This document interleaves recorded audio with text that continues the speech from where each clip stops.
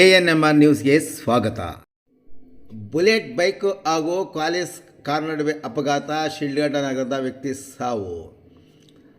Bullet bike ಮತ್ತು Qualis car ನಡುವೆ ಭೀಕರ ಅಪಘಾತ ಸಂಭವಿಸಿ ಶಿಡ್ಲಘಟ್ಟ ವ್ಯಕ್ತಿ ಮಂಜುನಾಥ್ ಸಾವನ್ನಪ್ಪಿರುವ ಘಟನೆ ಶಿಡ್ಲಘಟ್ಟ ಚಿಕ್ಕಬಳ್ಳಾಪುರ ರಾಷ್ಟ್ರೀಯ ಹೆದ್ದಾರಿ 234 ರಸ್ತೆಯ ಪಟ್ಟೇನಹಳ್ಳಿ ಗ್ರಾಮದ ಬಳಿ ಇಂದು ಮಂಗಳವಾರವಾದ ಮಧ್ಯಾಹ್ನ 2 ಗಂಟೆ ಸಮಯದಲ್ಲಿ ನಡೆದಿದೆ. ವ್ಯಾಪಾರಕ್ಕಾಗಿ ಶಿಡ್ಲಘಟ್ಟ ಪಟ್ಟಣದಿಂದ ಚಿಕ್ಕಬಳ್ಳಾಪುರಕ್ಕೆ ಹೋಗುತ್ತಿದ್ದ ಮಾರ್ಗ ಮಧ್ಯೆ ಸಾವಿಗೀಡಿದ್ದಾನೆ. ವೇಗವಾಗಿ ಬಂದ ಕ್ವಾಲಿಸ್ ಕಾರೊಂದು ನಿಯಂತ್ರಣ ತಪ್ಪಿ ಬುಲೆಟ್ ಬೈಕ್ಗೆ ಡಿಕ್ಕಿ ಹೊಡೆದ ಪರಿಣಾಮ ಸುಮಾರು 50 ವರ್ಷದ ಮಂಜುನಾಥ್ ಸ್ಥಳದಲ್ಲೇ ಸಾವನ್ನಪ್ಪಿದ್ದಾನೆ.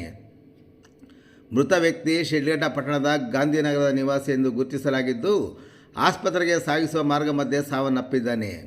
ಇನ್ನು ಮರಣೋತ್ತರ ಪರೀಕ್ಷೆಗಾಗಿ ಚಿಕ್ಕಬಳ್ಳಾಪುರ ಜಿಲ್ಲಾ ಆಸ್ಪತ್ರೆಗೆ ರವಾನಿಸಲಾಗಿದೆ. ಸ್ಥಳಕ್ಕೆ ಬಂದ ಚಿಕ್ಕಬಳ್ಳಾಪುರ ಪೊಲೀಸರು ಪರಿಶೀಲನೆ ನಡೆಸಿದ ನಂತರ ಪ್ರಕರಣ ದಾಖಲಿಸಿಕೊಂಡು ಮುಂದಿನ ಕ್ರಮ ಕೈಗೊಂಡಿದ್ದಾರೆ.